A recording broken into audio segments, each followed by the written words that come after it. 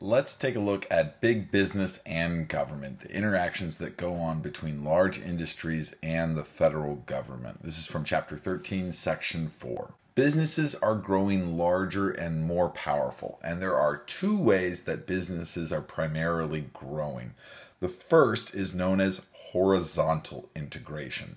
This is when one company buys up as many firms or as many other companies in the same industry as possible. The goal with horizontal integration is to try to completely control one step of the production or distribution for a product. This is John D. Rockefeller. He owned Standard Oil. Rockefeller's Standard Oil Company used horizontal integration to dominate the oil business. And what Rockefeller did was he bought up as many of the refineries as possible. So he owned a few wells and he owned a few distribution systems to get refined oil to the market. But mainly what Rockefeller did was bought up refineries where crude oil from the ground is converted into oil that can actually be used. Rockefeller's Standard Oil Company owned almost all of these in America, so many that he could really control the oil market. This is Andrew Carnegie, and Andrew Carnegie's Carnegie Steel Company is a good example of vertical integration. This is where a business tries to acquire all of the steps in the process of getting raw materials converted to products and get them to the market so that consumers can buy them.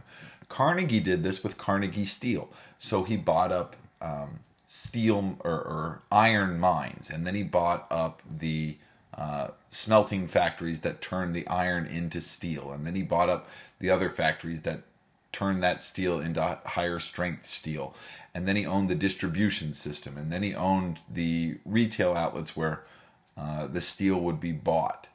So vertical integration is another way that businesses grew at this time. This growth is happening because the government is really leaving businesses alone. Big business is limiting competition. And as we've talked about, when competition is limited, prices go up. And that's bad for consumers. The government is practicing what we call laissez-faire economic policy. And it's down there in the corner. That means that they believed that the market, that businesses would be regulated through supply and demand. If prices got too high, somebody would sell it for cheaper. If prices got too low, well, then the prices would come up because the demand on that product would increase. The price would be determined by where the supply curve and the demand curve met, not by government. The government should stay out.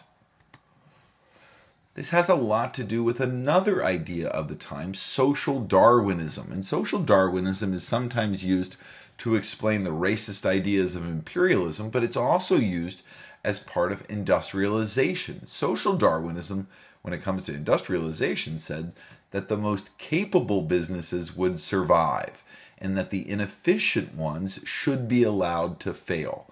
So the biggest businesses, the most successful businesses, were supposed to be the most successful businesses. They were the ones with the advantages. Government said they were staying out, but in reality, they were actually assisting business. They're helping businesses a lot.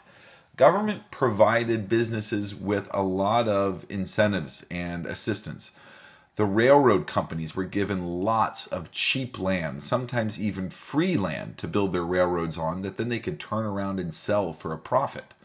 Also, natural resources like minerals in the ground and timber in U.S. forests were sold to companies for very cheap prices, and the environment is really exploited. And sometimes these sales resulted in bribery.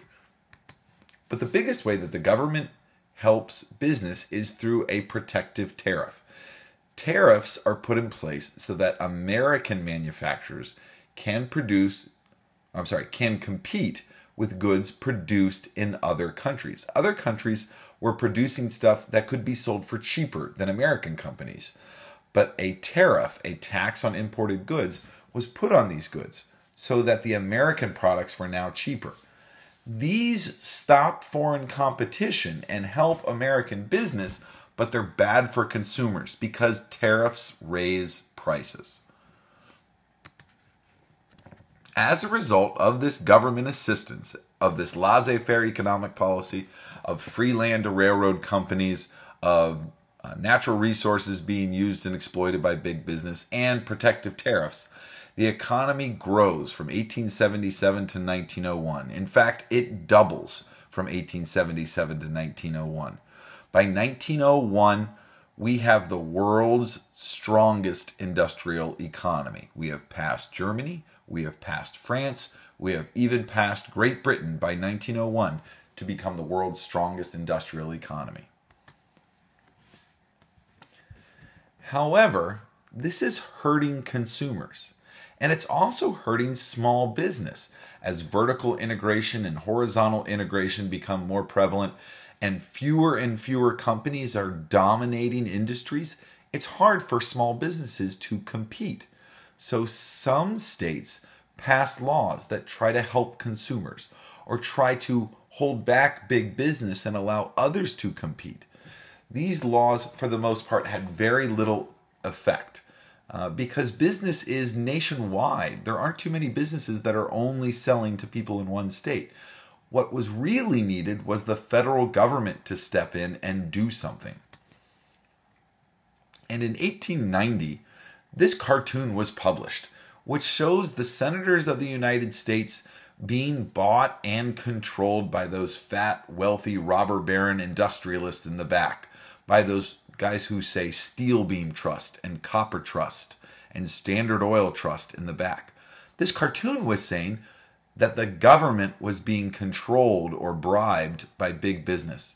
And Congress does not like having that perception. So in 1890, they passed the Sherman Antitrust Act, which outlaws trusts. We've talked about trust a little bit. Trusts were agreements between businesses to not compete.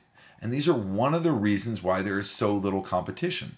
Oftentimes, the biggest businesses in an industry had made an agreement that they were all going to keep their prices high and pay their workers low.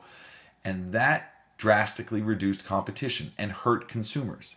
Well, the Sherman Antitrust Act is trying to solve that. So it outlaws trusts, it outlaws monopolies.